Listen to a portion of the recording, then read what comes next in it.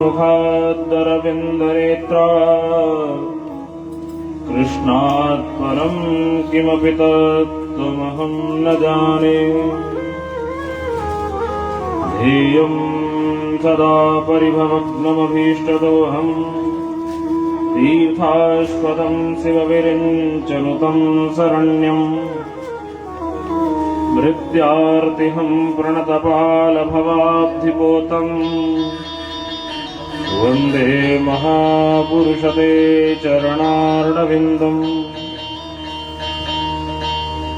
आपदामपहरतारम् दातारं सर्वसम्पदां लोकाभिरामं श्रीरामं भूयो भूयो नमाम्यहम्।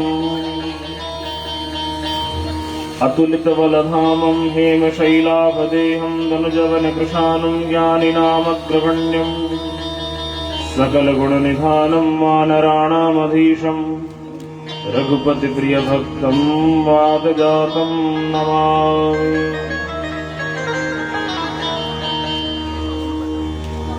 जय जय श्री राधारमण जय जय नवल किशोर जय गोपीचित चोर प्रभु जय जय माखन चोर। राधा तो मेरी स्वामिनी मैं राधे जुगदास जन्म जन्म ही दीजियो श्री वृंदावन वास। बोल वृंदावन बिहारी लाल की जय। बालकृष्ण भगवान की जय। लाडली लाल की जय। वृंदावन धाम की जय। प्रसाना धाम की जय। जमुना महारानी की जय। गंगा मैया की जय। भागवत महापुराण की जय। सुखदेव जी महाराज की जय। व्यास जी महाराज की जय। सब संतन की जय। सब भक्तन की जय। नमः पार्वती पतये हर हर महादेव। परम मंगलमय भगवत स्वरूप अकारण करुणा वरुणालय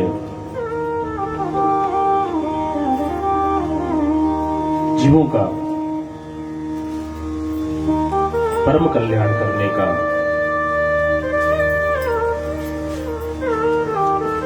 आश्रय जिन चरणों में प्राप्त होता है ऐसे हमारे प्रिय प्रियतम जी उनका साक्षात वांगमय स्वरूप वांगमय विग्रह शुद्ध भागवत महापुराण। आइए आज के मंगलमय विश्राम दिवस के सत्र में प्रवेश करने से पूर्व किशोरी जी से प्रार्थना करते हैं। हे किशोरी जी, हमारी इन विपत्तियों का हरण कब होगा, हम पर कब कृपा होगी, वो बता दीजिए। श्यामा प्यारी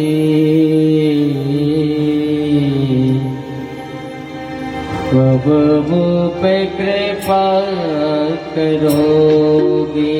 श्यामा प्यारी कब मुझ पे कृपा करोगी। श्यामा प्यारी कब मुझ पे कृपा करोगी। श्यामा प्यारी कब तुम कृपा करोगी। कब मुझ पे कृपा करोगी। श्यामा कब तुम कृपा करोगी। श्यामा कब मुझ पे कृपा करोगी। कब तुम कृपा करोगी। किशोरी राधे कब मुझ पे कृपा करोगी। किशोरी कब तुम कृपा करोगी। जय हो लाडली लाल की जय हो। करुणामयी सरकार की जय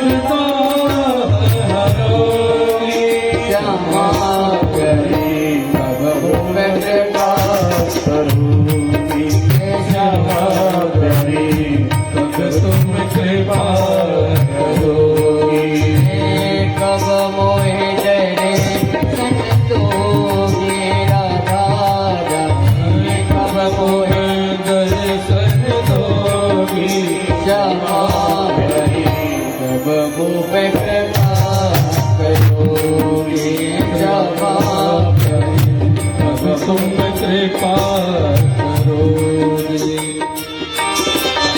जय हो दयामयी सरकार की जय हो।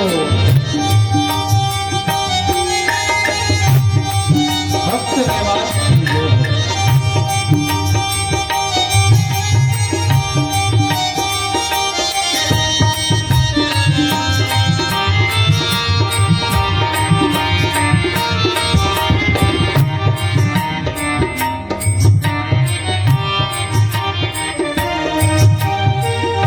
अति दुर्गम भवन जान बनो में अति दुर्गम भवन जाल बंधो में अति दुर्गम भवन जान बनो में दुर्गम भवन जाल बंधो में अति दुर्गम भव जान बनो में दुर्गम भवन जाल बंधो में निज शरणन कपिलो विश्राम निज सोने रे भगवो कृपा करोगे तब तुम कृपा करोगी वृंदावन को आवास रावरी सावन को वास रावरे वृंदावन को आवास रावरी सावन को वास रावरे श्यामा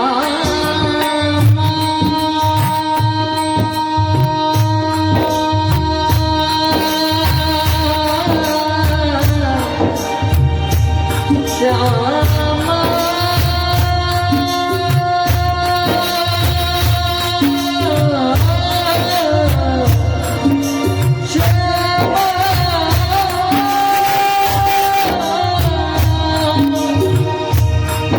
वृंदावन राम को बास वाला जान कट बने मोना पटदाने जो जन न्याय की दान धरे बेकुल मिले तिन को रजतानी चारों वेद भगवान के और संत मुनि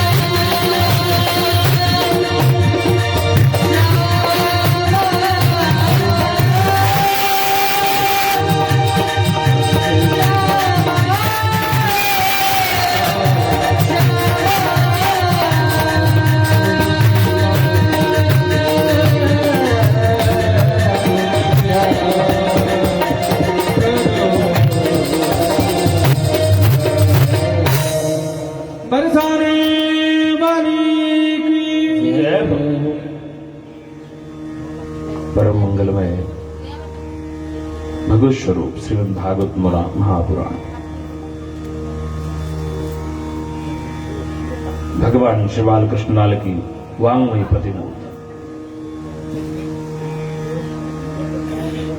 आज भगवान की मंगलमयी भुवन पावनी गौरव गाथा का हरपाल नगर में विश्राम दिवस है। आज के सत्र में प्रवेश करने से पूर्व मंचासीन हमारे प्रिय हृदयस्थ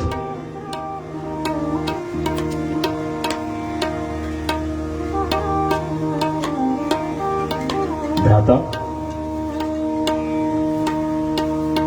संगीत की स्वर लहरियों पर सबके हृदय में प्रीत की रीत को जगाने वाले नाम से ही जिनकी प्रसन्नता झलकती है, ऐसे हमारे हर्ष भैया,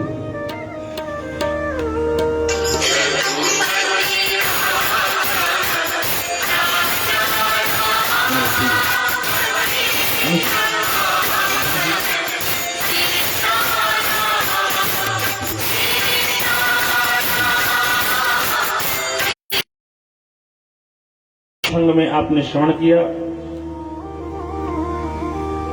कि भगवान ने किस तरह से देवताओं के मनोरथ को पूर्ण किया।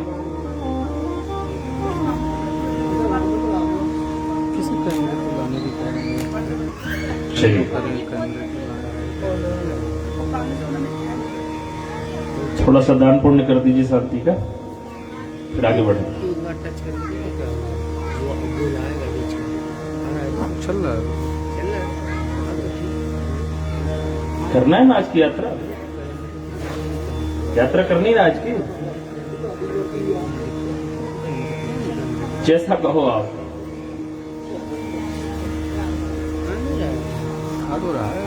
कल के पावन प्रसंगों में आपने श्रवण किया किस तरह से भगवान ने अनेकानेक असुरों का उद्धार किया, अपने माता पिता के मनोरथ को पूर्ण किया, देवताओं के मनोरथ को पूर्ण किया। कैसे जिन गोपियों से भगवान एक पल को भी दूर नहीं होते थे, उनसे विदा लेकर के मथुरा पहुंच जाते हैं।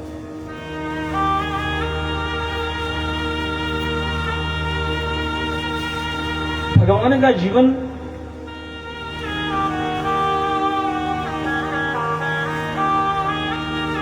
आरंभ से लेकर के परावसान तक देखेंगे तो छोड़ना ही है। बचपन से लेकर के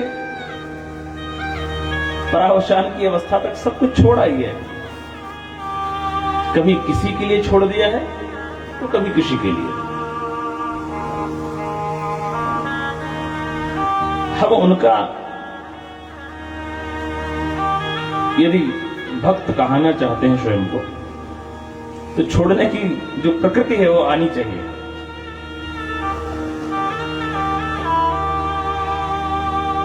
गोस्वामी जी, किसी ने एक दिन पूछा किसी से कि भैया ये बताना जरा, इस दुनिया में जो बुरी बुरी चीजें कही गई हैं कि ये चीज ना हो तो बहुत बुरा हो गया, ये चीज हो जाए तो बहुत बुरा हो गया, ऐसी कौन सी चीज है जो ना हो तो बहुत बुरा है?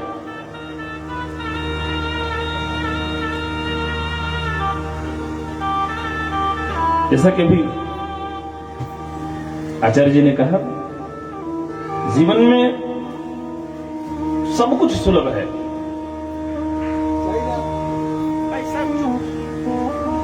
जीवन में सब कुछ सुलभ है,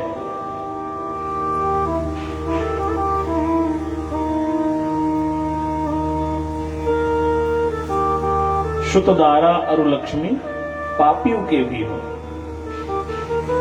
शुत दारा अरु लक्ष्मी पापियों के भी हो, पर संत समागम हरि कथा तुलसी दुर्लभ।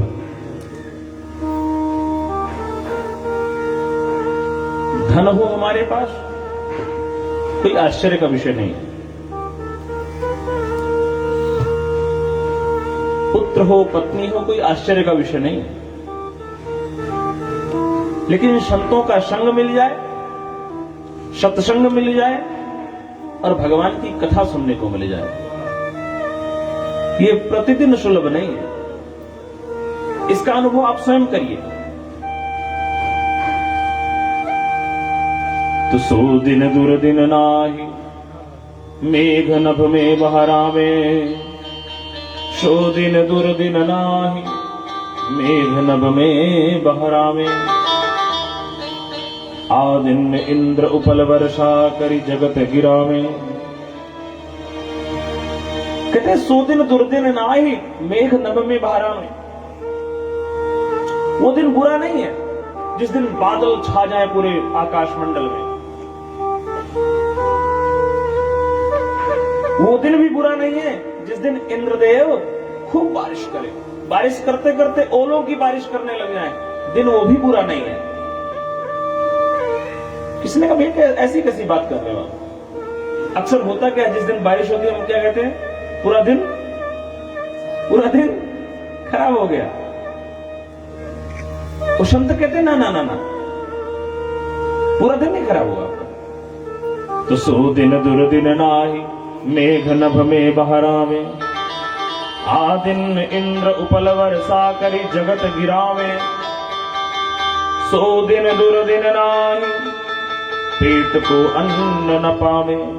जिस दिन भोजन न मिले वो भी दिन बुरा नहीं है। प्रेमी संबंधी जीवन में बिछुड़त जावे। सगे संबंधी भी दूर चले जाए तो वो भी बहुत बुरा दिन नहीं है वैष्णवों के लिए, हरिभक्तों के लिए। और दुर्दिन नहीं विनीत कोई, जेती विपत्ति बखानिए। ऐसा कोई दिन नहीं है जिसको हम दुर्दिन कह सकें। किसके लिए? वैष्णवों के लिए, हरिभक्तों के लिए, सबके लिए नहीं। दिन प्रेम करिए। जो उससे प्रेम नहीं करते उनके लिए कथा क्या है? उनके लिए सत्संग क्या है? उनके लिए तो कुछ नहीं है। ये तो प्रेमियों का है साहब।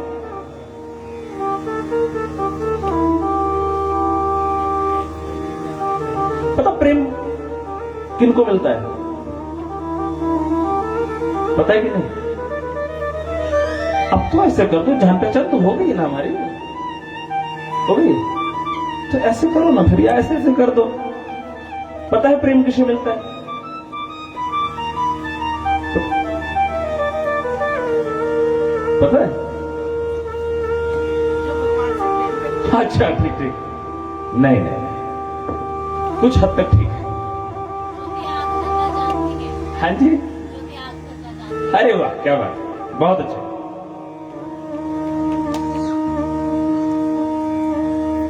प्रेम हमेशा जो शिशु होते हैं, बालक बुद्धि होते हैं, प्रेम उन्हें मिलता है।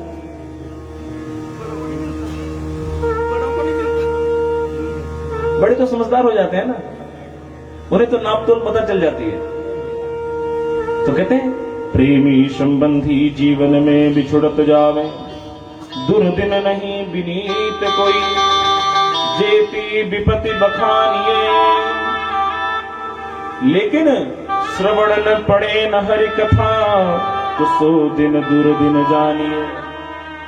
वैष्णवों के भक्तों के हृदय में वही दिन दुर्दिन है जिस दिन उनको भगवान की कथा ना सुनने को मिले।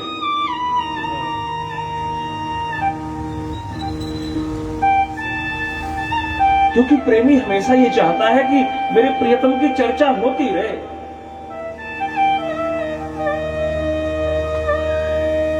हम अपने बालक से यदि प्रेम करते हैं तो यदि उसकी कोई प्रशंसा करता है तो हमें लगता वाह वाह क्या बात है।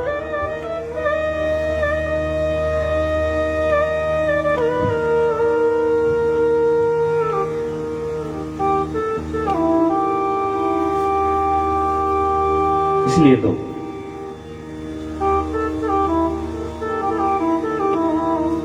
श्राद्ध, और ये जो भगवान की कथा है ये हर जगह उपलब्ध नहीं है। अगर कोई ये कहे कि ये भगवान की कथा हर जगह उपलब्ध है तो फिर वो झूठ बोल रहा है। भागवत जी स्वयं कहती हैं स्वर्गे सत्ये च कैलासे। भगवान की कथा स्वर्ग में होती है? बोले नाना जी। वहां तो क्या होता है? बोले वहां पे अमृत का पान करते हैं और अप्सराओं का नृत्य देखते हैं। स्वर्गे सत्ये च कैलासे वैकुंठे नास्त्ययं रसः। क्या भगवान के वैकुंठ में भगवान की कथा होती है? बोले नहीं जी। तो कहां होती है? अतः पिबन्तु सद्भाग्या मामा मुंचत करहिचित। यहां इस धरती पे होती है। प्रभु श्री राम लीला स्मरण करके साकेत धाम जाने लगे तो सारे तैयार हो गए। राघवेंद्र सरकार ने कहा हनुमान आप नहीं चल रहे क्या?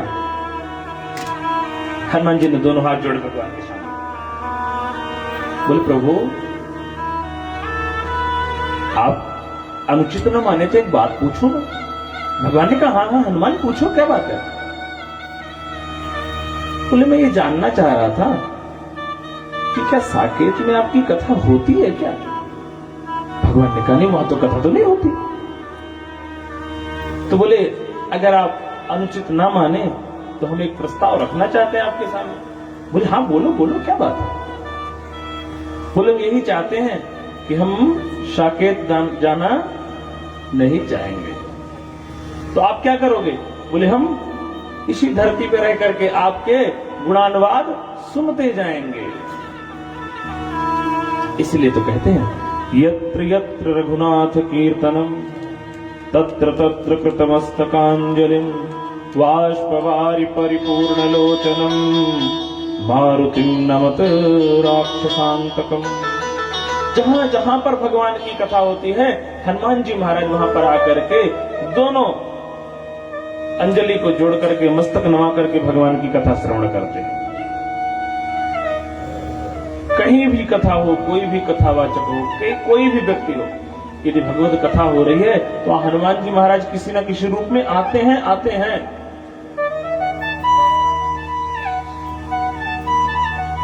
तो भगवान की मंगलमयी कथा जिस दिन साधक को, जिस दिन वैष्णव को, जिस दिन भक्त को ना श्रवण करने को मिले समझ लीजिए उसके दिन, उसके जीवन का वही सबसे दुर्दिन है।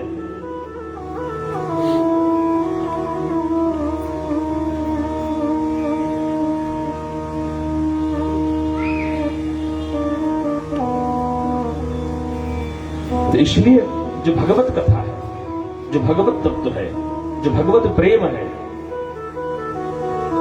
यह उन्हीं के हृदय में नित्य बढ़ता है जिन्होंने भगवान के बारे में सुना है।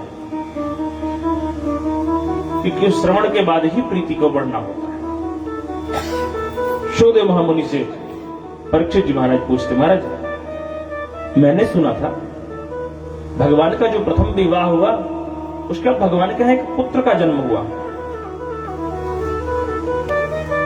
कामस्तु वासुदेवांसो दग्धा प्राग रुद्रमन्युना देहोपपत्तये भूयास्तमेव प्रत्यपद्यत।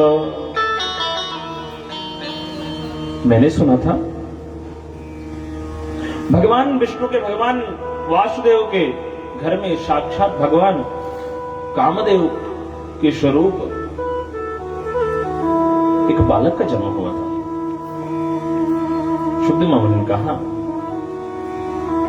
भगवान शंकर के श्राप के कारण से कामदेव का जब शरीर समाप्त हो गया, भगवान शंकर के श्राप के कारण से जब यदुवंश कृष्ण अवतारा, जब यदुवंश कृष्ण अवतारा, जब यदुवंश कृष्ण अवतारा, जब यदुवंश कृष्ण अवतारा, कोई है हर महामहिमारा होई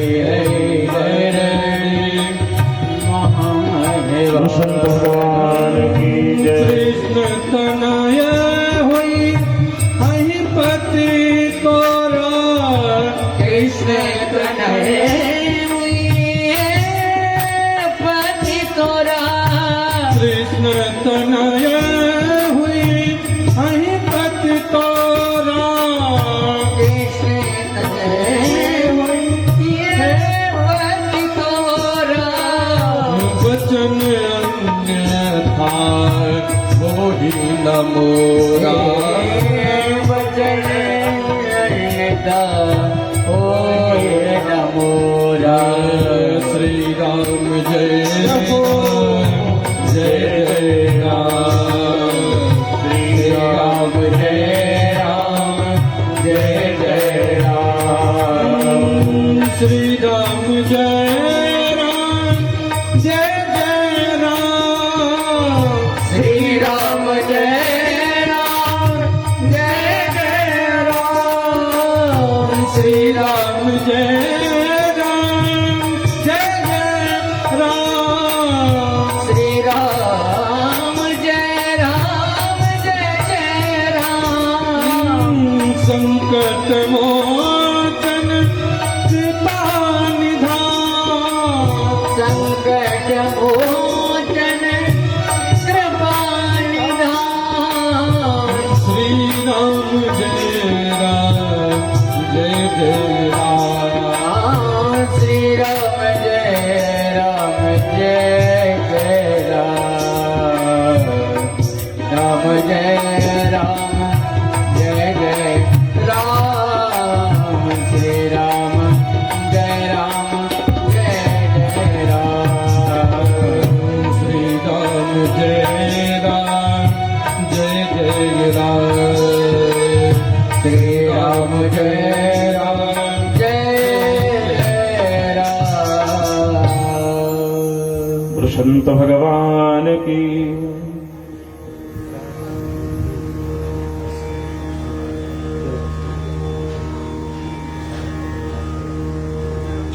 भगवान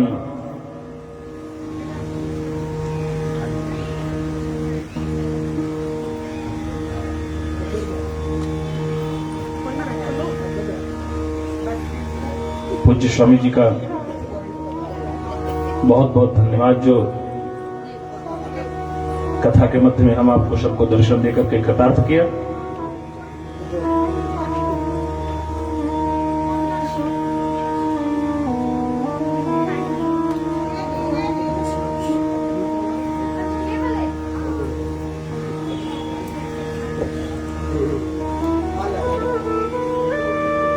जीवन में यदि संत आ गए ना, तो आप समझ लीजिए आपके जीवन में बसंत आ गया। क्योंकि वसंत की जो ऋतु होती है, वसंत की जो ऋतु होती है ना, उस शब्द से उत्तम ऋतु मानी जाती है। उसी तरह जिनके जीवन में संत आ गए, उनके जीवन में सेवा स्वयं प्रकट हो जाएगी। और संतों के दर्शन ऐसे नहीं होते।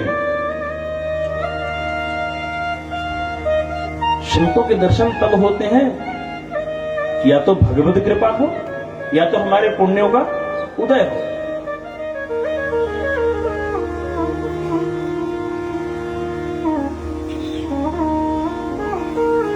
बिनु हरि कृपा मिले नहीं संतान, सत संगति संसृत कर अंता। जब संतों का संग मिल जाए, संतों का दर्शन हो जाए, तो आप समझ लीजिए कि आपके जीवन में सेवा का भाव आ ही जाएगा। एक सेठ जी थे जो संतों के मध्य रोज विचरण किया करते थे। उनके बीच में बैठ करके कथा श्रवण आदि करके एक उन्होंने नियम बना लिया कि जब तक मैं किसी व्यक्ति को भोजन नहीं करा दूंगा, तब तक मैं भोजन नहीं पाया करूंगा।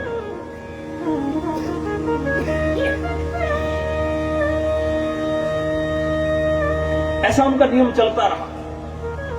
और होता क्या है, जब आपके जीवन में कोई निरंतरता बन जाएगी ना किसी विषय को लेकर के, तो वो निरंतरता आपका परिचय बन जाती है। यदि आप किसी विषय को लेकर के निरंतर रहोगे तो वो निरंतरता आपका परिचय बन जाएगी।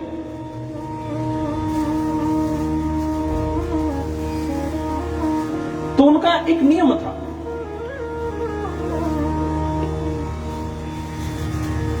कि जब तक किसी को भोजन नहीं करा लूंगा तब तक मैं भोजन प्रसादी नहीं पाया करूंगा। ये नियम चलता रहा। इनकी प्रसिद्धि को सुनकर के भगवान भी आकर्षित हो गए उनके यहां आने को।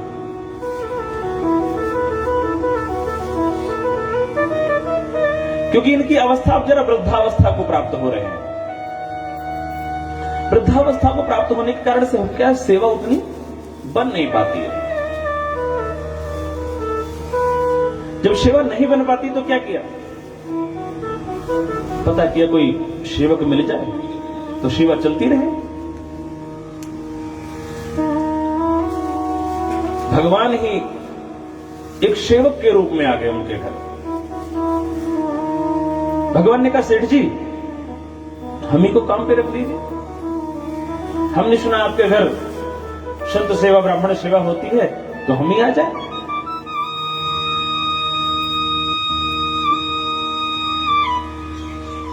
सेठ जी ने पूछा, लोगे दोगे क्या? भगवान ने कहा, लेना देना कुछ नहीं, बस एक काम हो, आप जो जो कहेंगे मैं वो सेवा करने को तो तैयार हूं, पर मैं जरा भोजन अधिक मात्रा में करता हूं। तो भोजन में मुझे कोई व्यवधान ना हो। मैं 2 टाइम भोजन करूंगा और मैं इस शर्त पे आपके घर रहूंगा, जब तक आप हमारे भोजन में व्यवधान नहीं करेंगे तब तक हम आपके यहां सेवा करते रहेंगे। सेठ ने कहा, ठीक है, प्रसादी तो लोगों को कराते ही हैं, आप तो सेवा करोगे, आप करोगे तो बुरा क्या है। चलता रहा क्रम। भगवान उनके यहां सेवा करते रहे, सेवक बन गए।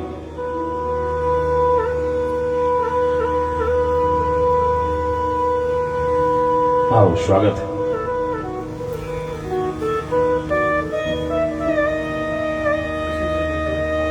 भगवान नित्य सेवा करते रहे। आज सेवा करते करते लंबा समय व्यतीत हो गया। सेठानी जी जरा पड़ोस के घर में गई।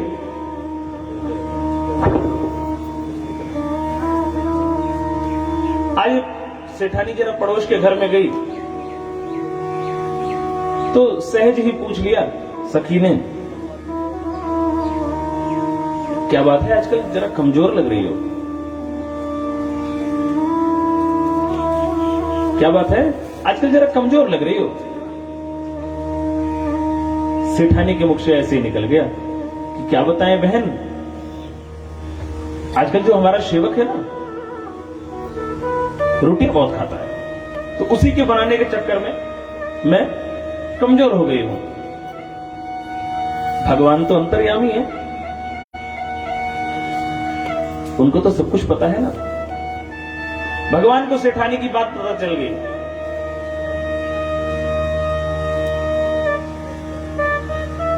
भगवान वहां से 9-2-11 हो गए।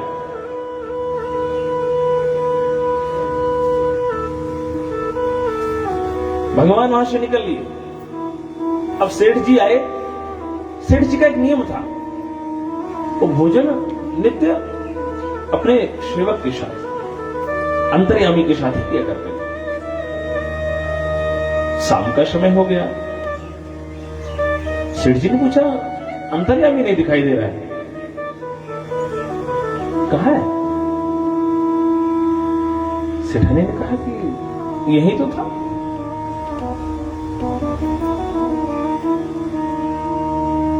समय और व्यतीत होता चला गया। सेठ जी ने कहा अभी तक आया नहीं। सेठ ने कहा कहीं गया होगा, आ जाएगा अभी। अब रात्रि का समय हो गया। जब रात्रि काल का समय आ गया, अब सेठ जी के मन में जरा हलचल पैदा हो। पूछा, आपने कुछ कहा तो नहीं? उनके भोजन के विषय में आपने कुछ कहा तो नहीं ना? सेठानी कहती मैंने कुछ कहा तो नहीं, पर आज पड़ोस में गई थी तो उन्होंने पूछा तो मैंने कह दिया। उन्होंने पूछा और आपने कह दिया, पर कहा क्यों? और यदि आपने उनके पास कहा तो ये बात उसको कैसे पता चल गई?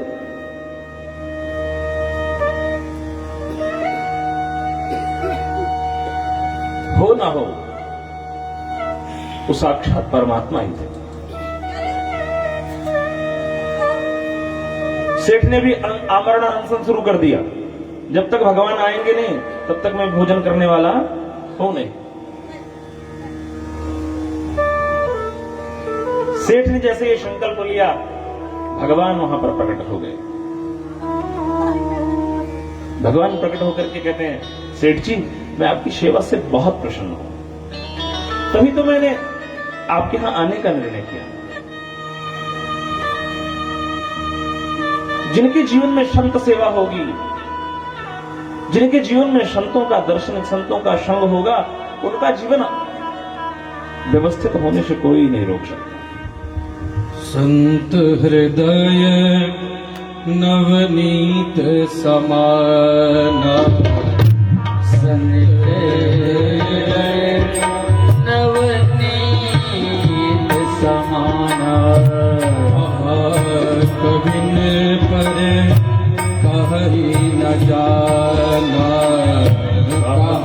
कबिन पर कही न जाना, निज परिताप द्रवई नवनीता, निज परिताप द्रवई नवनीता, पर दुख द्रवई संत सुपुनीता, पर दुख द्रवई जो संत पुनीता, पर दुख द्रवई संत सुपुनीता, पर दुख द्रवई संत सुपुनीता, संत सुपुनीता।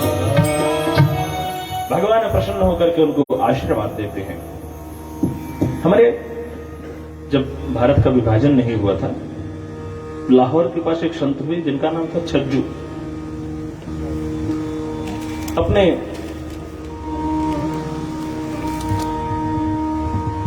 आश्रम के बाहर चबूतरे पे बैठ करके लोगों के साथ संत प्रवचन आदि कर रहे थे। इतने में संतरे वाला वहां से गुजरा। संतरे वाला गुजरा तो वो कह रहा था, अच्छे संतरे, अच्छे संतरे।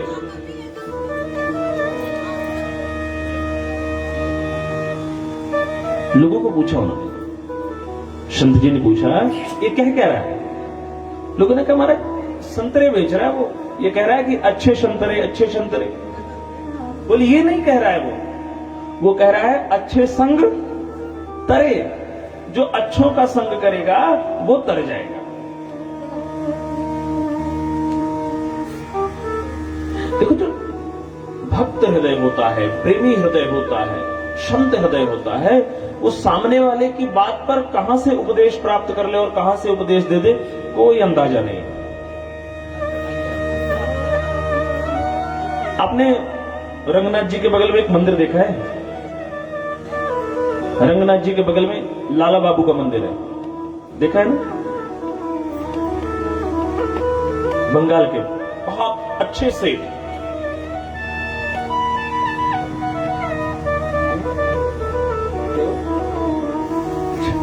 पांडे जी के हमारे मोहल्ले में है के पास ही है ना? जी। तो लाला बाबू बहुत अच्छे सेठ थे, ये देखो, जो भक्त हृदय होता है ना, वो इतना विनम्र हो चुका होता है, इतना शुद्ध हो चुका होता है कि वो सहज ही उपदेश किसी से भी ले लेता है। ऐसे कभी तो लाला बाबू आज किसी व्यापार की उलझन के कारण बहुत ज्यादा अपने आप में अव्यवस्थित हुए हैं। इतने में सब्जी वाली निकली, अपने घर के सामने टहल रहे थे। आवाज लगाती है, ये फल ले लीजिए, ये सब्जियां ले लीजिए। अब व्यवस्थित मन ना हो तो बुला लिया, चलो थोड़ा सा मन बहल जाएगा। बुलाया उसको, अरे सब्जी वाली, जरा सब्जी देना, जरा फल देना। आ गई वो फल लेकर के, सब्जियां लेकर के, सामने टोकरा रख दिया। अब लाला बाबू एक एक फल सब्जियां इधर उधर करते। वो कहती है, बाबूजी देर हो रही है, दूर जाना है। वहीं पर अपना व्यापार समेटा और श्रीधाम वृंदावन आ गए। और आज भी देखो तो जो संत है, जो भक्त है, उसके हृदय में कहां से बातें उसको उपदेशित कर जाएं, कोई पता नहीं। इसलिए संत हृदय नवनीत समाना हृदय। तो हम आप बहुत सौभाग्यशाली हैं कि पूज्य स्वामी जी का दर्शन हुआ। और जब शायद इस मार्ग पे प्रवेश का कोई संकल्प न रहा, ऐसे समय में स्वामी जी का जीवन में आना हुआ।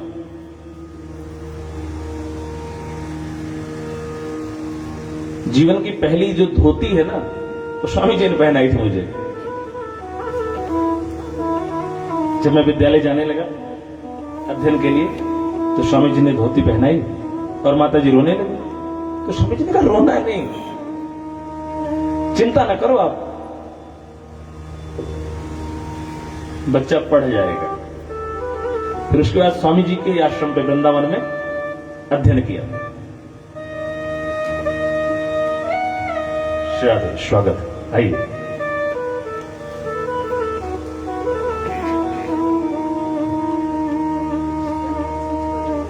तो ऐसे पूज्य स्वामी जी का दर्शन हुआ तो वो सारा बचपन सामने आ गया।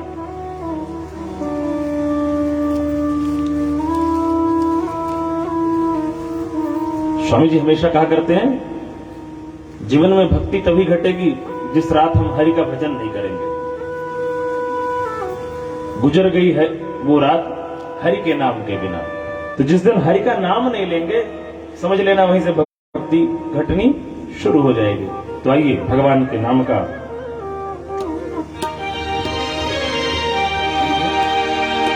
शुरू। हरि का भजन करो, हरि है तुम्हारा।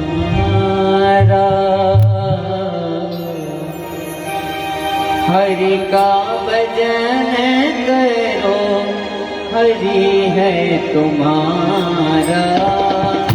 हरि का भजन, हरि है तुम्हारा। प्रभु का भजन करो, प्रभु है तुम्हारा। प्रभु का भजन करो, प्रभु है तुम्हारा। हरि नाम लेने वाला, हरि नाम लेने वाला, प्रभु नाम लेने वाला, प्रभु नाम लेने वाला। हरि का प्यारा, हरि का भजन करो, हरि है तुम्हारा। हरि का भजन, हरि है तुम्हारा।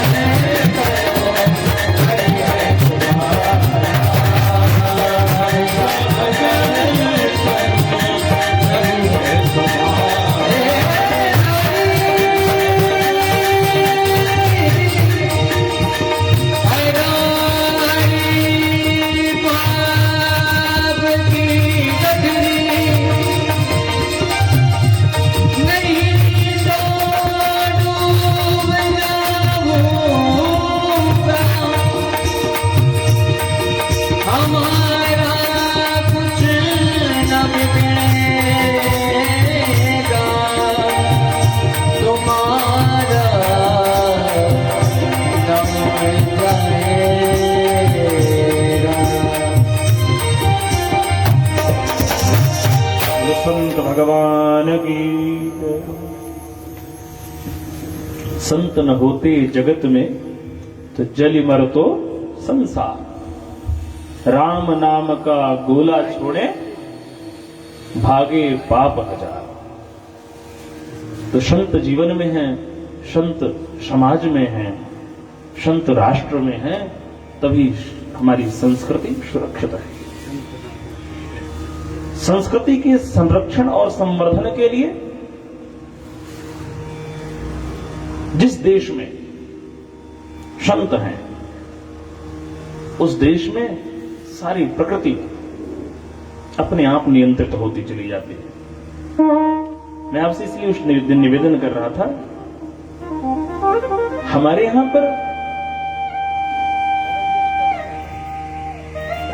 अनुशासन की जो विधा है वो संत तय करते हैं।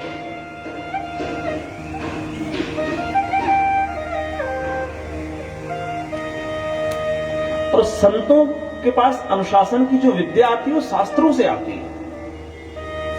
शास्त्र आपको कभी ये नहीं कहते हैं कि आप इसे करो ही करो।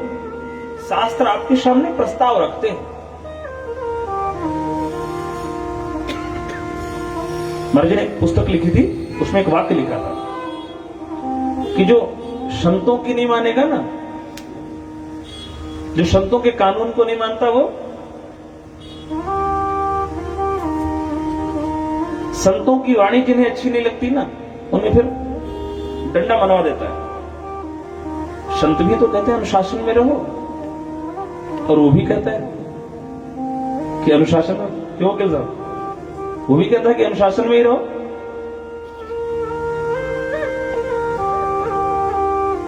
तो अच्छे संग तरे, अच्छे संत रहे, अच्छे संग तरे, तो अच्छों का संग करेंगे तो तर जाएंगे।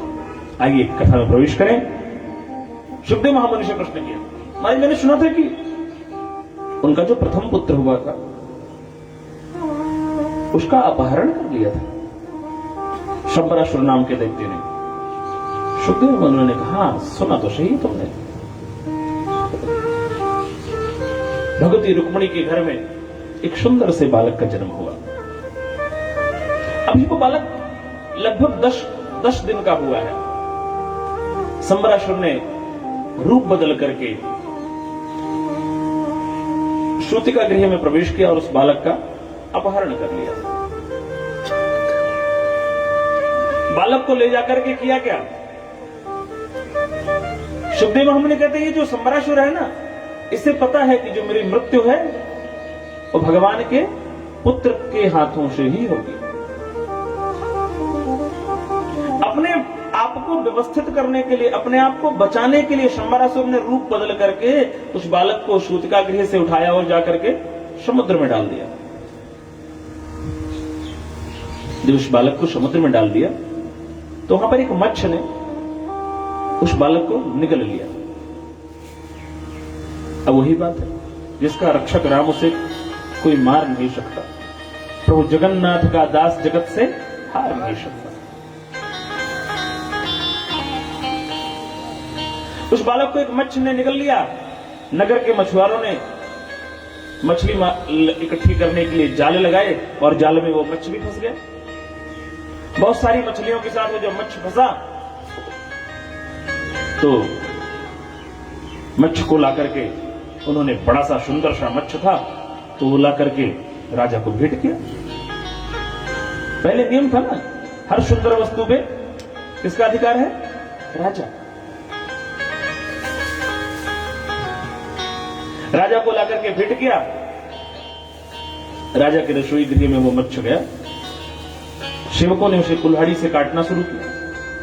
जब उसे कुल्हाड़ी से काटा तो देखा अंदर एक सुंदर बालक,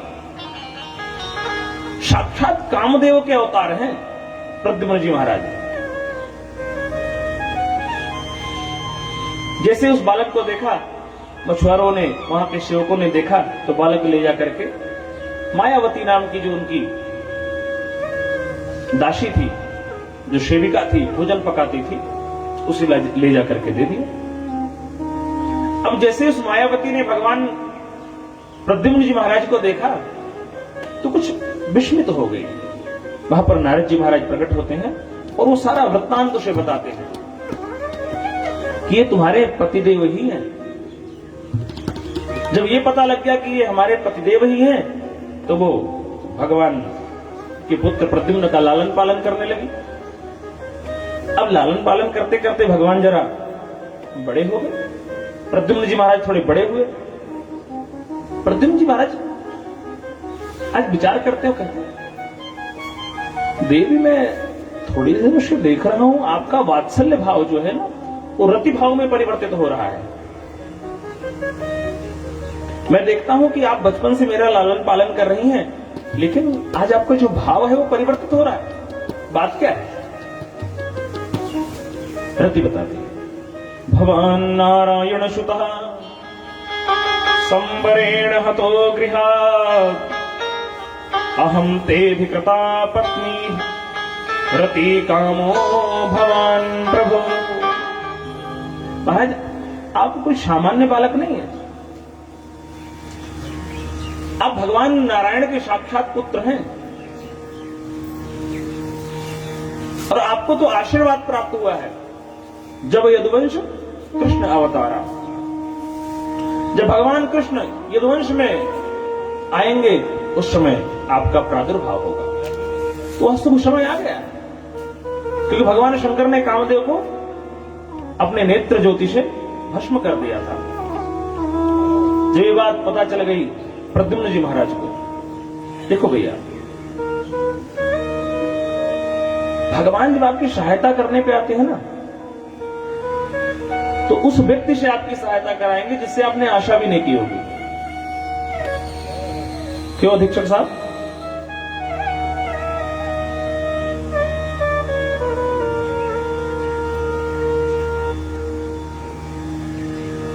हमारे घर की घटना है। हमारे चाचा जी की जॉब लगनी थी रेलवे में। मैं वो बताना चाह रहा हूं कि आप जिससे आशा भी नहीं करते ना, वहां पर भगवान आपकी रक्षा कराएंगे, और जब मारना चाहेंगे तो किसी से भी मरवा देंगे।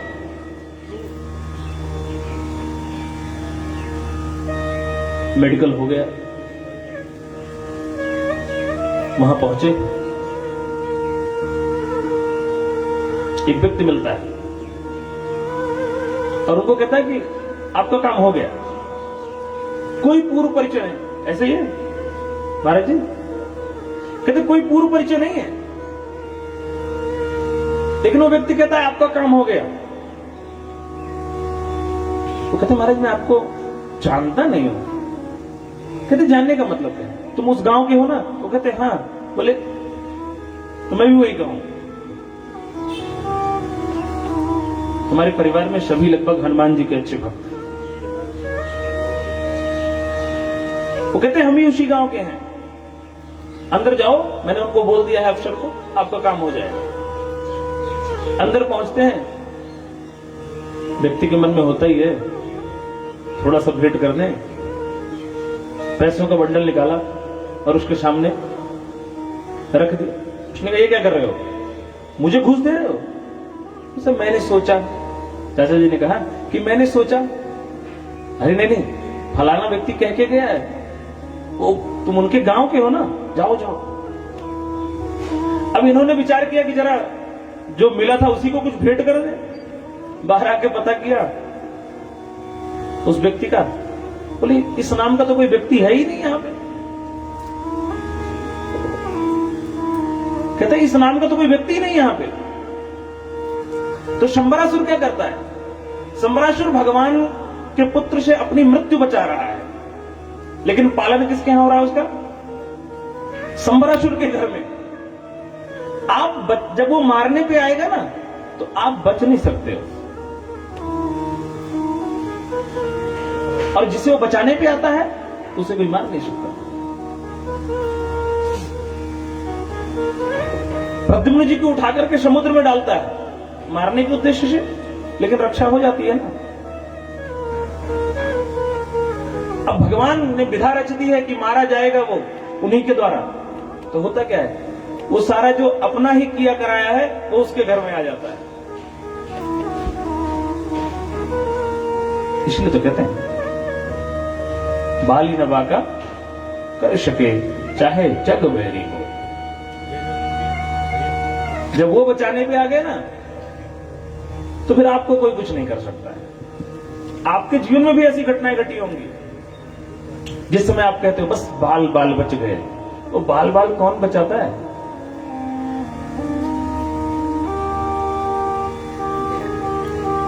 तो प्रद्युम्न महाराज बड़े हुए और बड़े होकर के शंबरासुर का वध करके रति को लेकर के वो अपने द्वारिकापुरी में पहुंचे। भगवान ने जब उनको देखा और यहां की जब रानियों ने उन्हें देखा तो मोहित हो गए उनके दर्शन को करके। सुखदेव महामुनि कहते हैं एकदम अपने पिता की तरह देखने में है प्रद्युम्न जी महाराज।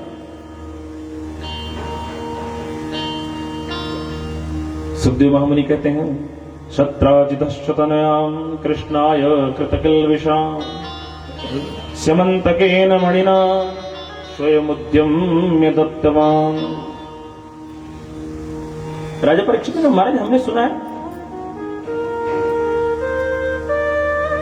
कि भगवान का एक विवाह और हुआ। सुखदेव महामुनि कहते हैं एक सत्राजित नाम का राजा था और वो भगवान सूर्य का बहुत बड़ा उपासक था। भगवान सूर्य की उपासना करके उसने एक मणि अर्जित की।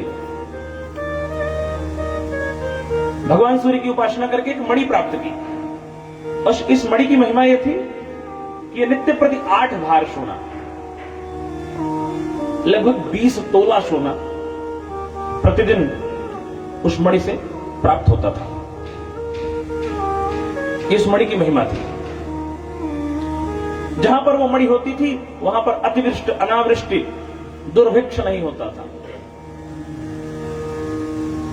आसीत् सत्राजितः सूर्यो भक्तस्य परमाशका प्रीतिस्तस्मै मणिं प्रादात् सूर्यस्तुष्टः श्यमन्तकम्। अब जब व्यक्ति के पास वैभव बढ़ता है तो उसे लगता है कि मुझे दिखाना भी चाहिए।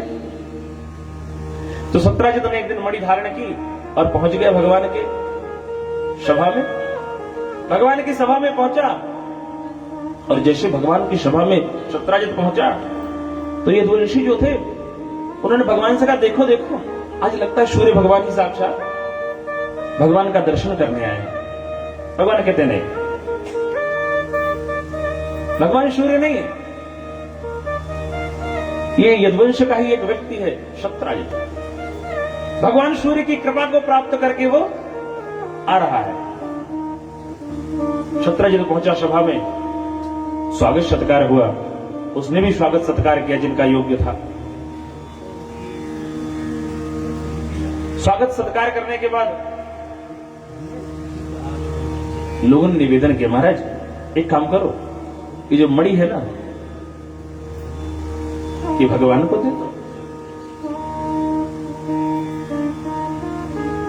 क्योंकि जो कीमती वस्तु होती है जितनी कीमती होती है उसकी रक्षा भी उतनी ही जरूरी है।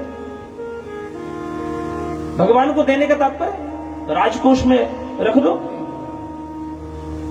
आप लोग भी तो अपने कीमती कीमती गहने कहां रखते हो? बोलो ना, कहां रखते हो? नहीं रखे क्या? नहीं रखे? रखे? कहां रखते हैं? अच्छा बताओ मत, मैं नहीं आऊंगा किसी के। डरो मत, डरो मत। अच्छा सब डर गए ना? कहते बता देंगे तो महाराज कहीं पहुंच गए तो। अब मैं आपके लॉकर का नंबर थोड़ी जानता हूं, जाके पूछ लूंगा वहां। तो लोगों ने कहा कि आप राजकोष में जमा कर दो, क्योंकि राजकोष में जमा कर देंगे तो उसकी रक्षा अच्छी हो जाएगी। हाँ, जो इससे जो अर्जित धन है वो हम आपको उपलब्ध करा देंगे। सत्राजित ने कहा अच्छा जी, वाह जी वाह।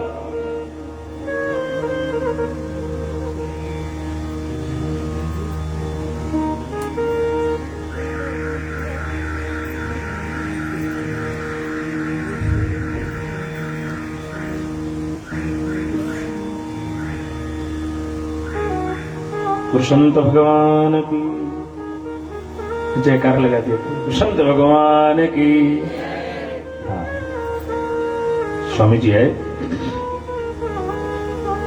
यहां पर बांके बिहारी मंदिर बना है गुरु नानकपुरा में।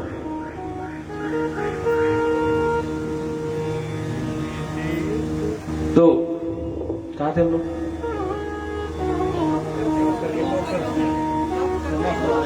सोने पे थे। देखो, सोने के बाद पहुंचते ही बाद बुद्धि खराब हो जाती है ना। कलयुग है ना? अच्छा, कलयुग बोला था। ठीक ठीक ठीक। तो कहते आप ऐसा करो, जो क्षण उत्पन्न होगा उससे वो आपको उपलब्ध करा देंगे। सत्यराजीत कहता अच्छा जी, तपस्या की मैंने, भगवान सूर्य ने मुझे प्रसाद दिया है, मैं क्यों दे दूं?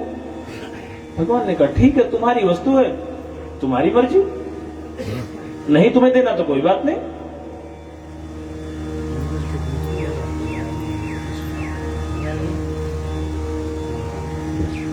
सत्यराजीत चला गया उस सभा से।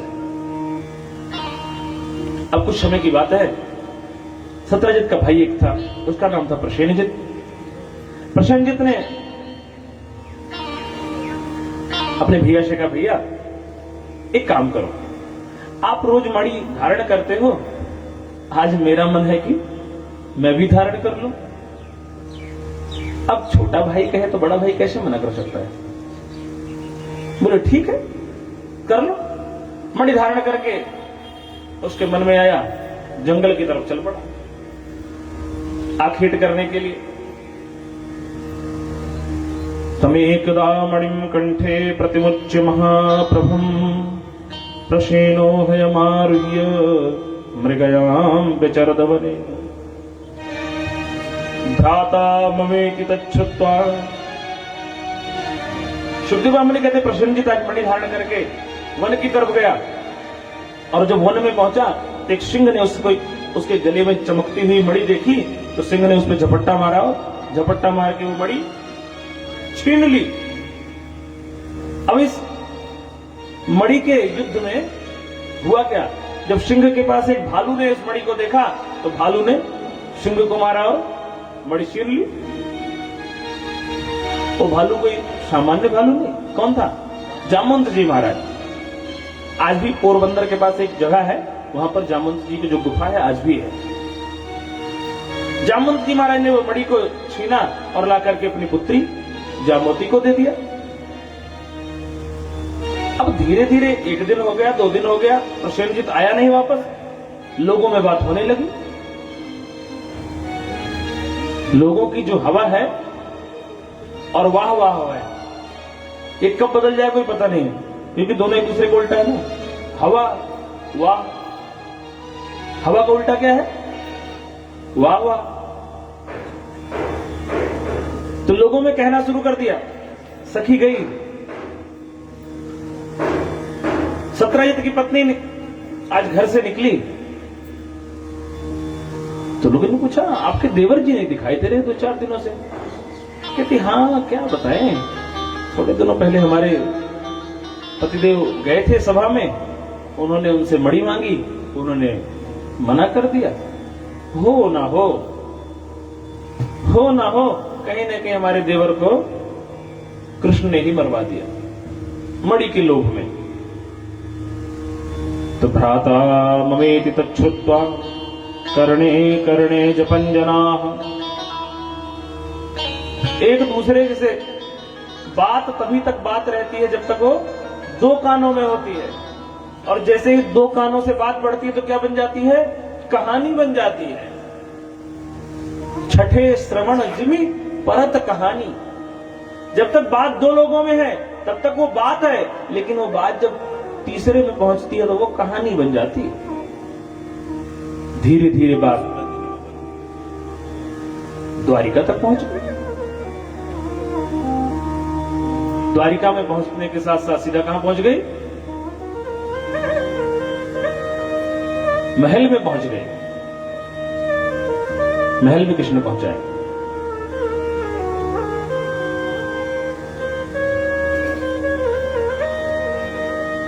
दासी। आज भगवान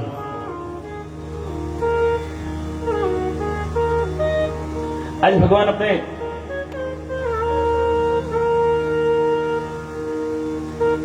राजप्रासाद में आए। रुक्मिणी भैया जरा रूखा सा मुखमंडल बना रखा था। भगवान ने कहा बात क्या हो गई, आज कोई मेरे से बात नहीं कर रहा है। बारिश पता है ना कैसे होती है, पता है? कल तो कह रहे थे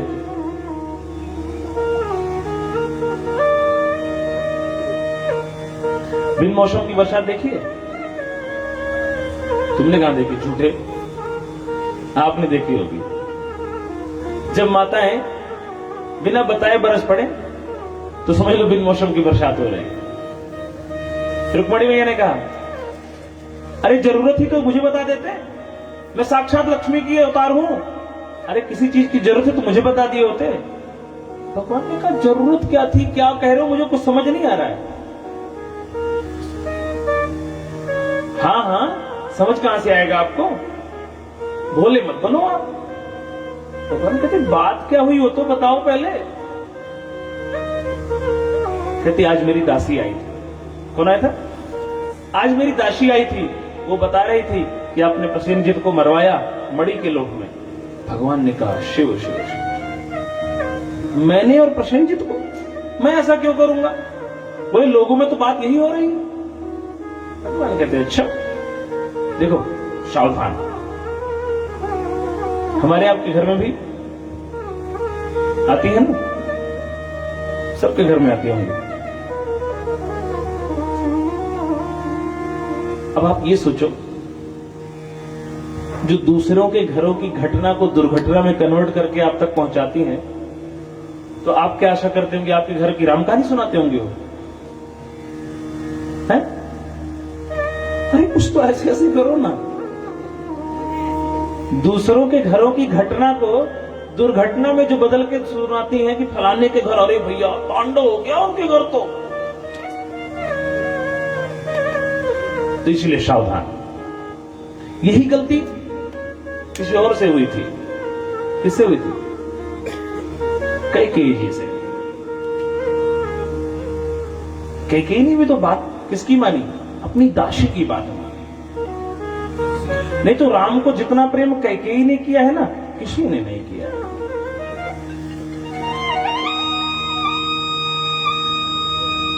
ये वो कैकेयी जो राम को एक पल को अपने से दूर नहीं रखना चाहती थी। भरत जी तो ननिहाल जाते थे, राम जी कभी ननिहाल नहीं जाते थे। दशरथ जी ने यही तो कहा कि ऐसी क्या बात हो गई, ये वही राम है जिसको आपने कभी ननिहाल नहीं जाने दिया, आज वन जाने की बात कह रही हो। उनके जीवन में अपराध ये हो गया कि उन्होंने अपनी एक दासी की बात मान ली।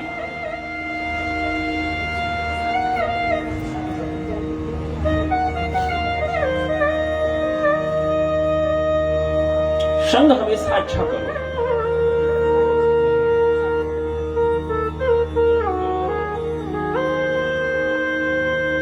आज ऋषि राम भोजन नहीं कर रहे हैं, राघव भोजन नहीं कर रहे हैं। संध्या का समय हो गया, सब मना रहे हैं, सब अपने अपने प्रयत्न करके हार चुके हैं।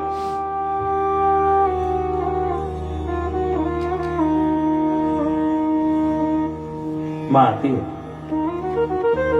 राघव क्या हो गया मेरे बच्चे, आपने भोजन को त्याग दिया? कुछ नहीं मां। नहीं मेरे बच्चे, बता बात क्या है, मैं कर सकती हूं ना। राघव कहते हैं मां आप ही तो हो जो कर सकते हो। पर मां मेरा मन नहीं है कि मैं कहूं। मैं कहती ठीक है यदि मेरा बच्चा नहीं चाहता तो कोई बात नहीं, लेकिन पुत्र भोजन कर लो। मां मैं भोजन एक शर्त पे करूंगा। मां, पिताजी मुझे राजा बनाना चाहते हैं और मैं राजा नहीं बनना चाह रहा हूं।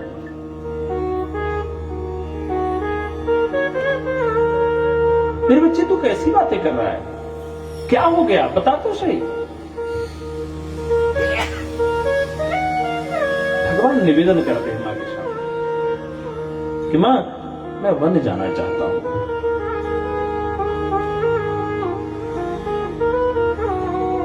मां कहती है, पुत्र बता तो सही, मुझे क्या करना है? मां, मेरे वन जाने में आप कारण बन जाओ।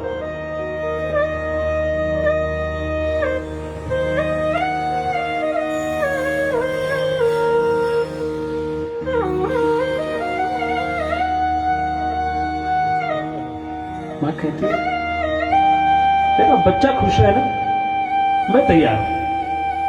मां कहती, राघव कहते हैं, मां ये कोई सहज काम नहीं है, इसके लिए आपको वैधव्य भी देखना पड़ सकता है। मेरा राघव भोजन करे, मैं तैयार हूं।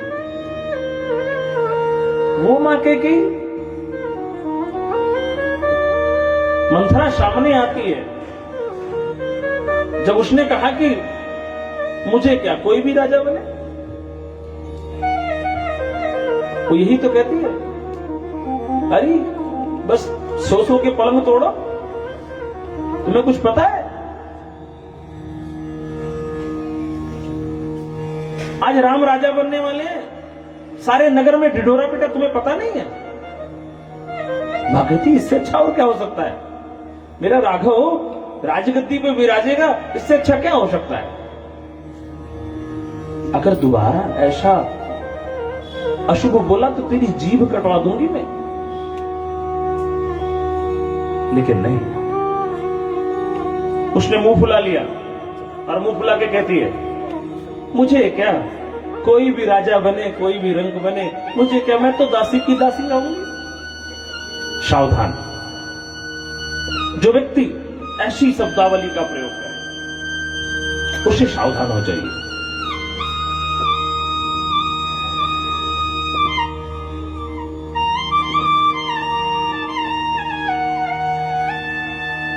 रहे न नीच मते चतुराई, नीच व्यक्ति के संग से आपके बुद्धि का जो चातुर्य होता है ना, वो नष्ट हो जाता है। इसलिए किसी भी निर्णय से पहुंचने से पहले स्वयं से विचार करें कि आप जिस निर्णय पर पहुंच रहे हैं, क्या उस निर्णय पे आप अपने आप को व्यवस्थित पा रहे हैं?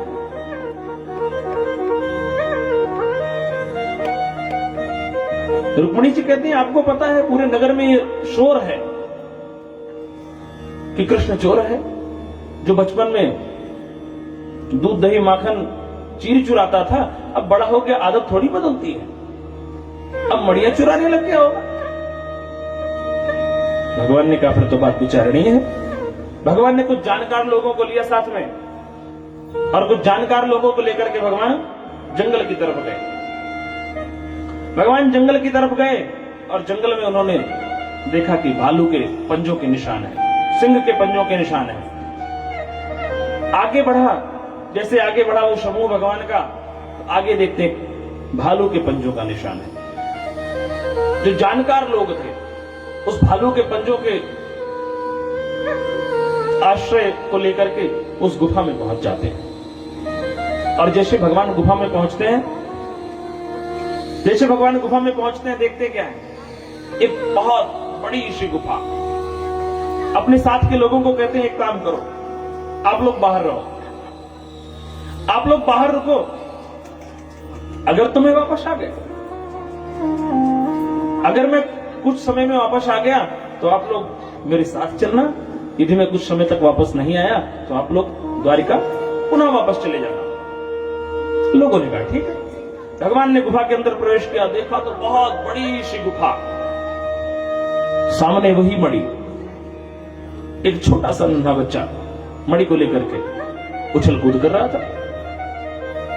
भगवान ने देखा, रे मणि तो मिल गई। भगवान पहुंचे उसके पास और मणि छीन ली। जैसे भगवान ने मणि छीनी, वो बच्चा जोर से रुदन करने लगा। उधर से जामवंत जी महाराज आए और भगवान को धड़ाम से मुक्का लगा दिया। बदले में क्या?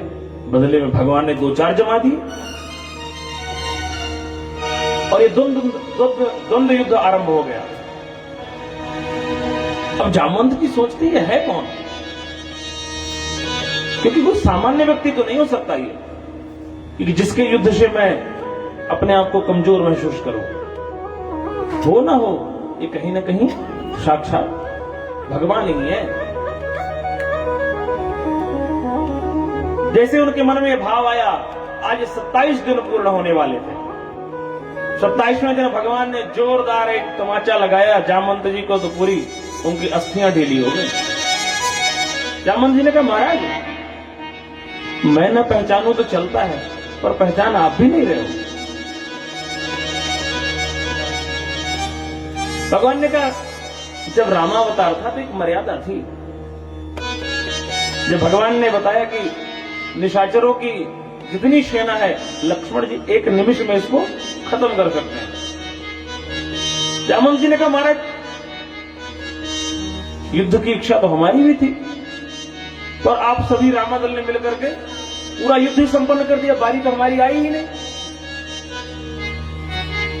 तो हमारी भुजाओं में जरा खुजली हो रही है। भगवान ने कहा, कोई नहीं, अभी तो हम सेवक और स्वामी हैं, मर्यादा है सेवक और स्वामी की, युद्ध नहीं होना चाहिए सेवक और स्वामी में, इसलिए कोई बात नहीं, अगले जन्म में, अगले अवतार में आपकी इच्छा को मैं अवश्य पूर्ण करूंगा।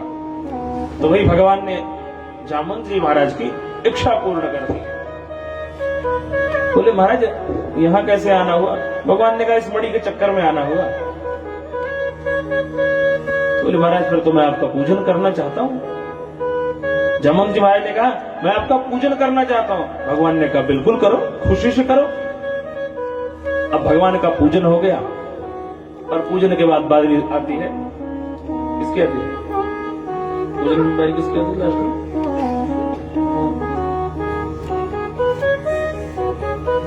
दक्षिणा की। दक्षिणा की बारी आई तो भगवान ने अपनी पुत्री का हाथ पकड़ा और भगवान के हाथ में थमा दिया। भगवान ने कहा, ये क्या? बोले, महाराज बस सबसे बड़ी दक्षिणा तो हमारी यही है। एक बात मैं आपको निवेदन करना चाहूंगा। देखो, जब ब्राह्मण देवता पूजन कराते हैं, सब बातें अच्छी लगती है हमें। दूध चढ़ाते, दही चढ़ाते, घी से शक्कर चढ़वाते, चंदन चावल चढ़वाते हैं, सब अच्छा लगता है। लेकिन जैसे भगवान ब्राह्मण देवता कहते हैं दक्षिणा चढ़ाइए, तो कुछ लोगों को, आप लोग तो बहुत अच्छे हो, आप लोग ऐसा नहीं सोचते, कुछ लोगों को ऐसा लगता है कि अब ब्राह्मण देवता ने अपने मतलब की बात की है।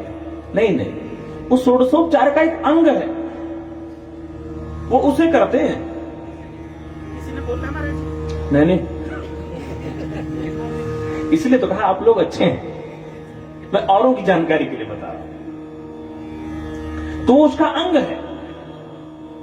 भगवान की पूजा के उपचार अलग अलग होते हैं।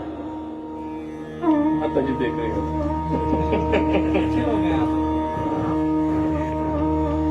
ऐसा कुछ नहीं हुआ, मैं सहज ही बता रहा हूं, कुछ लोगों के मन में भाव ऐसा होता है। तो बोले कि अब दहेज के रूप में मणि ले लीजिए। भगवान ने कहा, मणि तो चाहिए, जिस मर्जी शर्त पे मिल जाए, क्योंकि इस मणि ने तो कलंक लगा रखा है। तो इस तरह भगवान का वहीं पर जामवंत जी ने उत्तम विवाह अपनी पुत्री का भगवान के साथ संपन्न कर दिया। इस तरह भगवान का किसके साथ दूसरा विवाह हुआ? जाम्बवती जी के साथ। इत्युक्त्वा स्वाम दुहितरम कन्याम जाम्बवती मुदा। सुखदेव महामुनि कहते, इस मणि के चक्कर में भगवान के 2 विवाह हो गए। अब भगवान जब आ गए ना मणि को लेकर के और जाम्बवती को लेकर के, तो संतों के मुख से ऐसा सुना है मैंने कि रुक्मिणी जी ने कहा कि कौन है, किसे ले आए आप साथ में अपने? किसको ले आए अपने साथ आप? भगवान ने कहा कि आप ही देखो, आप ही कहो। बोले, जो भी हो, जैसे भी हो, ये मुझसे सुंदर नहीं होनी चाहिए। वो थी तो अब भालू की पुत्री है तो कोई नहीं, जैसी मैं हूं वैसी हो जाए। तो जामवती जी का जो सौंदर्य है वो रुक्मिणी जी जैसा हो गया। अब जब भगवान ने मणि ला करके वापस कर दी सत्यजित को, तो फिर हवा बदल गई। लोग फिर कहने लगे, अरे ये तो द्वारिकाधीश हैं, इनको कहां जरूरत है किसी धन धन की, इनको थोड़ी आवश्यकता होती है। लोग आपके बारे में अपनी राय कब बदलने कोई पता नहीं है, क्योंकि इस समाज में रायचंद बहुत है। आपके बारे में राय उनकी कब बदल जाए उनको भी नहीं पता होती है।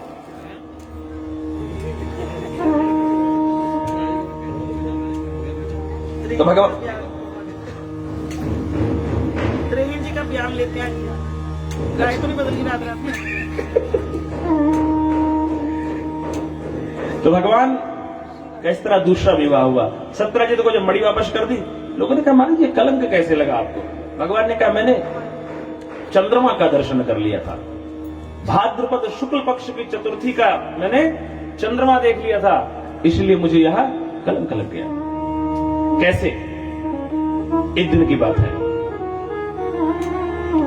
बारिश का समय, गणेश जी महाराज लीला विचरण कर रहे थे। गणेश जी का शरीर जरा देखने में भारी सा है। गणेश जी फिसल करके गिर गए मिट्टी में, चंद्रमा देख करके मुस्कुराने लगा। भगवान गणेश जी ने कहा अगर कोई गिरता है तो उसे उठाना चाहिए कि मुस्कुराना चाहिए? जाओ चंद्रमा, मैं तुम्हें श्राप देता हूं कि आज के दिन, चतुर्थी के दिन, भाद्रपद शुक्ल पक्ष की चतुर्थी के दिन जो तुम्हारा दर्शन करेगा उसे ऐसे ही कलंक लगेगा। चंद्रमा को 6 रोग होने का श्राप दे दिया गणेश जी महाराज ने।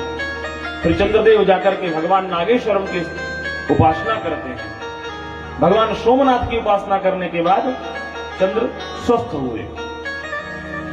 तो जिसको भी भाद्रपद शुक्ल पक्ष की चतुर्थी में यदि चंद्र दर्शन हो तो उस दिन ये कथा जो सुनेगा या पढ़ेगा उसे कलंक नहीं लगता। झूठा कलंक नहीं लगता जो भाद्रपद शुक्ल पक्ष की चतुर्थी का चांद देखे होंगे।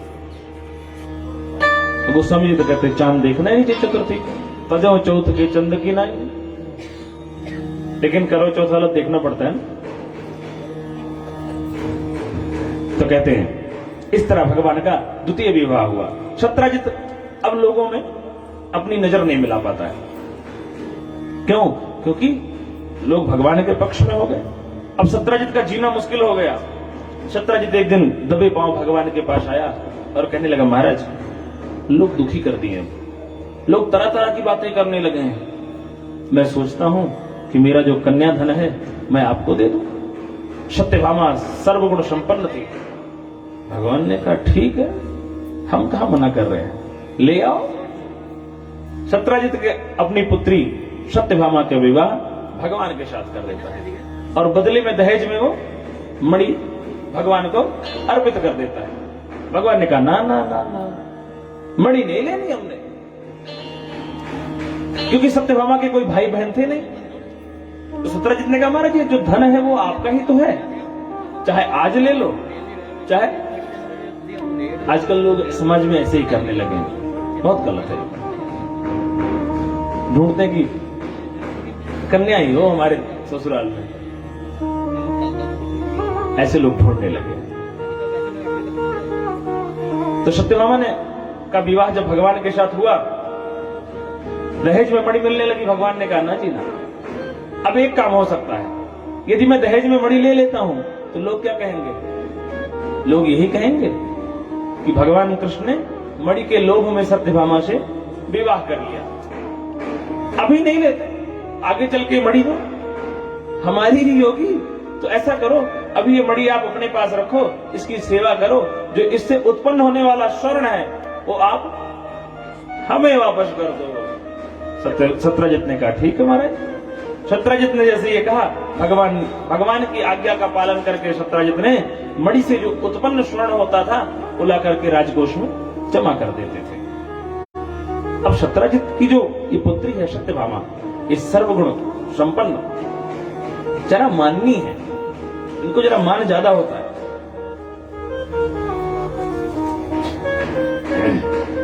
इसी क्रम में समंतक मणि का हरण हो गया। जब समंतक मणि का हरण हुआ, इस समय भगवान दिल्ली इंद्रप्रस्थ थे। शतधर्मा आदि ने भगवान की समंतक मणि का हरण किया, उनको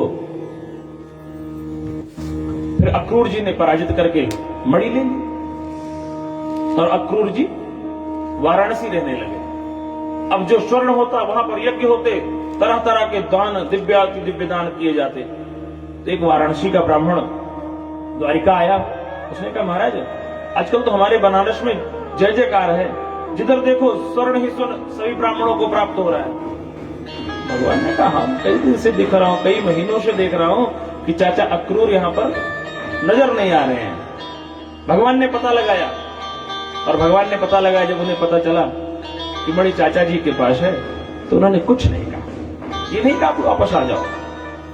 क्यों? क्योंकि जो अच्छे लोग होते हैं ना, जो जितना अच्छा होता है, जो जितना गुणवान होता है, उसके छुपने की जगह उतनी कम पड़ती है। यदि कोई प्रसिद्ध व्यक्ति है, वो कहीं भी रहे, वो सेंट की तरह, इत्र की तरह महकता ही रहता है।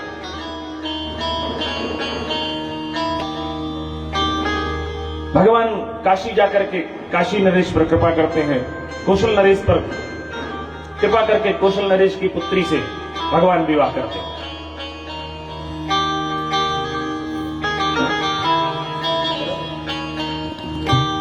एक बिंद और अरविंद नाम के भाई थे, उनकी बहन का नाम था मित्रविंदा।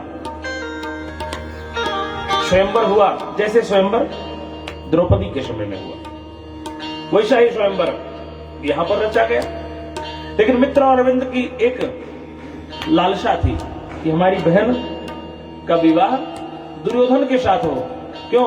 क्योंकि दुर्योधन आगे चल के राजा बनने वाला है, और वो राजा बन जाएगा तो हम भी उसके साथ जरा लग जाएंगे।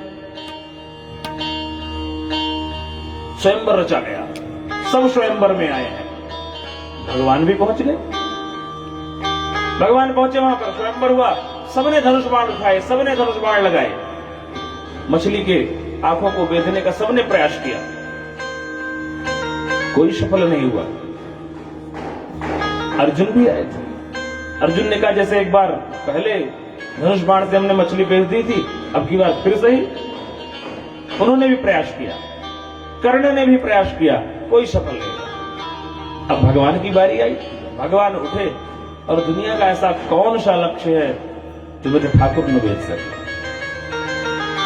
भगवान उठे, और भगवान ने जैसे अपने धनुष पर बाण चढ़ाया, अर्जुन आ गया चरणों में। तो महाराज आप धनुर्विद्या भी जानते हैं क्या? हमने तो सुना था कि आप खाली चक्र चलाते हैं। भगवान ने कहा जानते सब कुछ है। भगवान ने जैसे ही मछली की आंखों को बेधा, लोगों में हाहाकार मच गया। अरे ये यदुवंशी हम क्षत्रियों की कन्या को कैसे ले सकता है? लोग आपस में उठ करके भगवान से लड़ने को उद्यत हो गए। अर्जुन और भीम खड़े हो गए। अरे कोई भी द्वारिकाधीश की तरफ पड़ा तो जीवित नहीं जाएगा।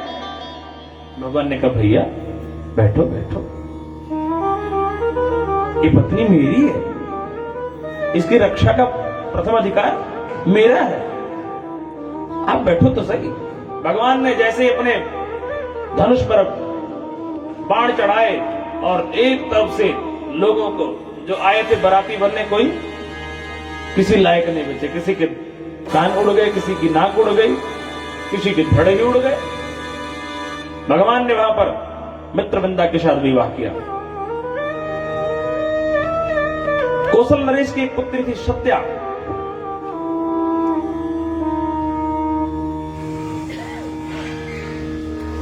कौशल नरेश की पुत्री सत्या के साथ भगवान ने विवाह किया। और भगवान की एक बुआ थी, उनकी पुत्री का नाम था भद्रा। जब भी विवाह की बात चलती तो भद्रा का मन प्रसन्न हो जाता। जब लोगों का नाम आता कि इनके साथ इनके साथ इनके साथ, जैसे भगवान का नाम आता तो पुत्री का चेहरा खिल जाता। भगवान की बुआ ने देखा कि जैसे ही कृष्ण का नाम आता है हमारी पुत्री प्रसन्न हो जाती है। एक यही विवाह है जो घर वालों की अनुमति से हुआ। नारियल लेकर के अपने पुत्र को भेजा वसुदेव के पास, और मुहूर्त के साथ भगवान का भद्रा के साथ विवाह हुआ। भगवान का 8वां विवाह लक्ष्मणा के साथ हुआ।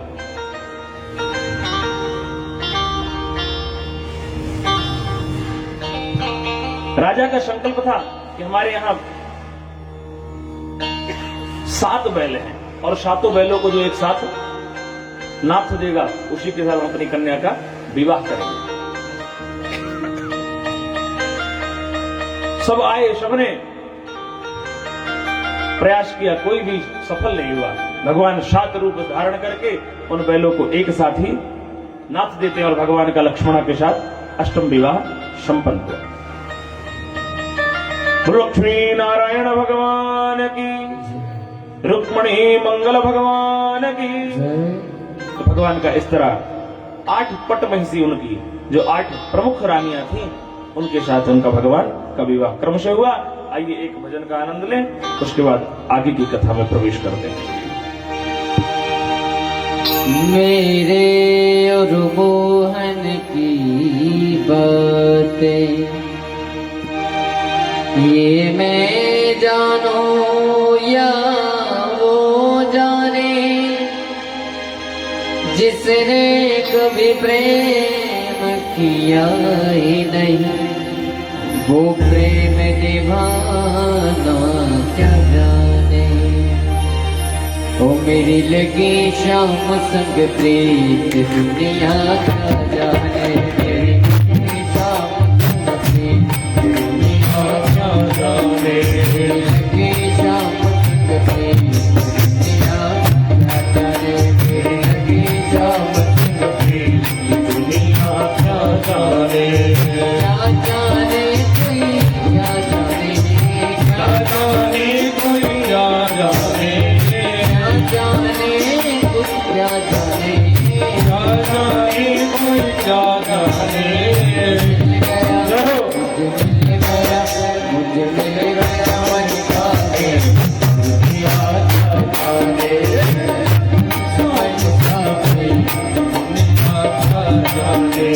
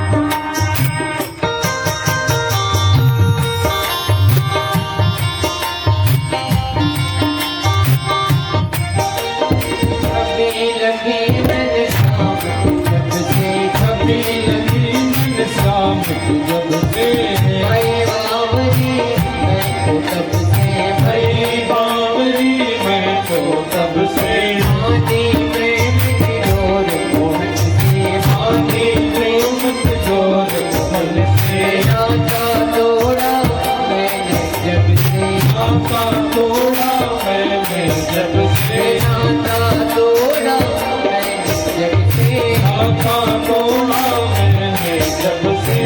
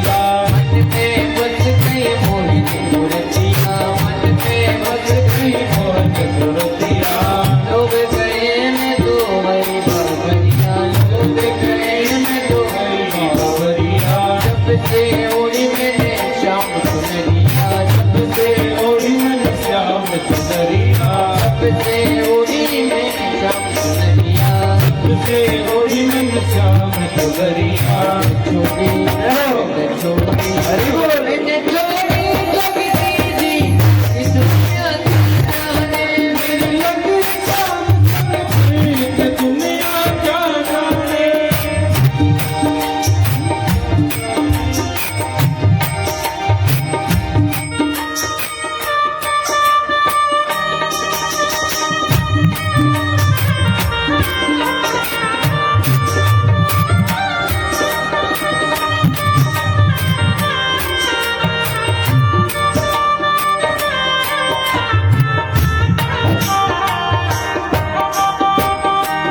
तालियों के साथ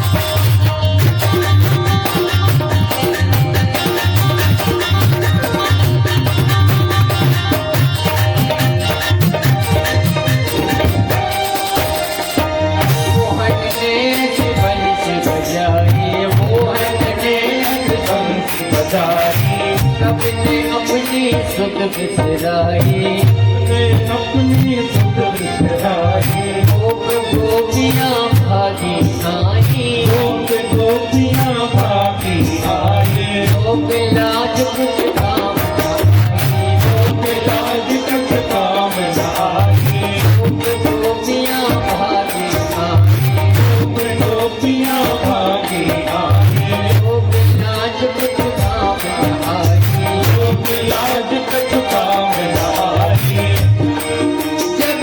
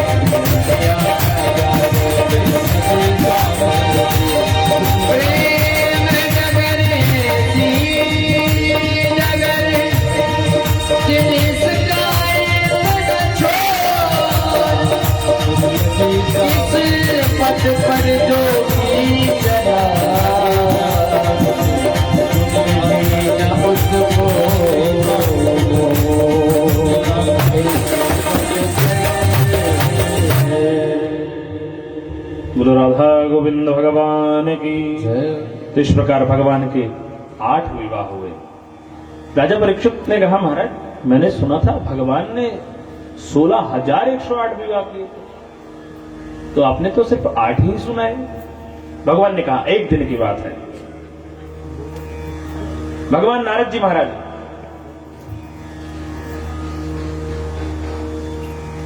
जो अति माननीय सत्यभामा जी हैं, भगवान नारद जी महाराज कहते हैं,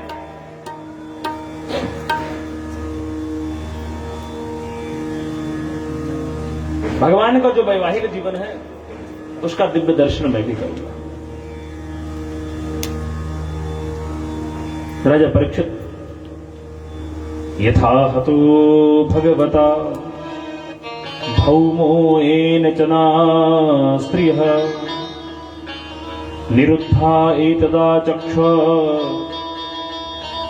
विक्रमं सारंगधन्वनः। भगवान ने 16,108 विवाह कैसे किए? भगवान सुखदेव महामुनि कहते हैं, सभार्यो गरुजारूढ़ा प्राग ज्योतिषपुरम गयो। आज भगवान अपने गरुड़ पर आरूढ़ होकर के सत्यभामा के साथ प्राग ज्योतिषपुर पहुंचते हैं। भगवान सत्यभामा के साथ गरुड़ पर आरूढ़ होकर के प्राग ज्योतिषपुर पहुंचते हैं। यहां पर एक मुर नाम का दैत्य है जो इस नगरी की रक्षा करता है। इस नगरी की रक्षा के लिए मुर नाम का दैत्य नियुक्त किया गया है। भगवान पहुंचे। ये नगरी किसकी है? प्राग ज्योतिषपुर के राजा भौमासुर की है। भौमासुर पता नहीं क्या करना चाहता था, क्यों करना चाहता था। उसने जहां पर कन्या रत्न देखना है उसका अपहरण करना है और अपने यहां करके बंदी बना लेना है। उसका एक क्रम चलता रहा। भगवान ने ध्यान नहीं दिया। पर भौमासुर का द्वेष इतना बढ़ गया, उसने एक मां का अपमान कर दिया। भौमासुर ने जाकर के देवताओं की नगरी स्वर्ग पर हमला कर दिया। स्वर्ग विजय प्राप्त करके भौमासुर देवताओं की मां के कर्णों के कुंडल निकलवा लिए और कहा, हिम्मत होगी तो आकर के ले जाना। भगवान ने कहा, और सारी अपराध क्षमा है, तो मां का अपराध ये तो अक्षम्य है।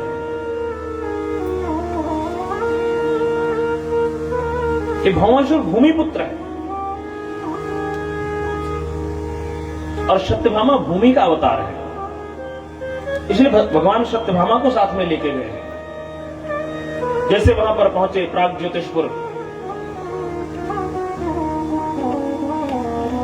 वहां पर देखते हैं मुर नाम का दैत्य उस नगरी की रक्षा कर रहा है। भगवान की भेंट हुई मुर नाम के दैत्य से। भेंट होने के बाद होता क्या है? कल्याण ही होता है। मुर नाम के दैत्य ने भगवान के साथ युद्ध किया और युद्ध का परिणाम क्या हुआ वो आपको पता है। भगवान ने मुर नाम के दैत्य को उद्धार किया और तभी से भगवान का नाम पड़ गया मुरारी। बोलो मुरारी भगवान की। मुर के जो अरि हैं, संस्कृत साहित्य में शत्रु को अरि कहते हैं। तो मुरारी के जो शत्रु हैं, जो अरि हैं, उसके दुश्मन हैं, ऐसे भगवान मुरारी। मुर को भगवान मार करके अंदर प्रवेश करते हैं और देखते हैं वहां पर उसने 16,100 नारियों को 100 नारियों को उसने अपने कारागार में बंदी बना रखा है। भगवान ने कहा कि तुमने सारे अपराध किए, क्षमा है, पर एक मां का अपराध ये अक्षम्य है।